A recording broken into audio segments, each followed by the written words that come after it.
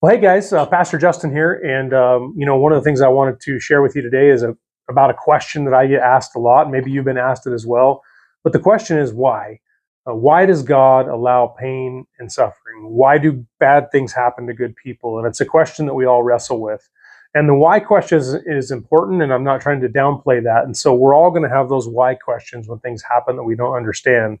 But I want to encourage you that part of the answer, or part of the way we can wrestle with this or come to peace in these moments, is by having a shift in the questions that we're asking. And so the first shift, I think, is we need to ask ourselves, what good can come from this? What can I learn from this? The what question is really important. Another really important question is how. How can I grow through this? How can I do well through this? Even if it's a difficult situation, or even if I'm in great pain, how can I still continue to be a solid person through this? Or how can I grow and learn through this situation? But I think really the biggest shift that we need to make as we deal with these really hard issues of pain and suffering is we need to shift to the idea of who. Who is big enough to love us and to carry us through the difficult things that happen in this life? We're not going to have answers to a lot of the why questions, unfortunately. And sometimes even the what and how questions aren't really satisfactory. But what is satisfactory is we really wrestle with pain and suffering and evil and all the things that brings up in our lives, is to ask the who question.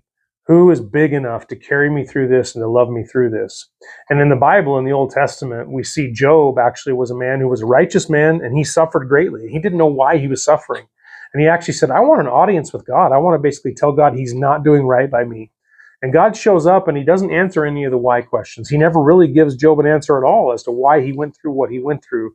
But what he did do is he revealed to Job his glory, his goodness, his power, his strength, and his love.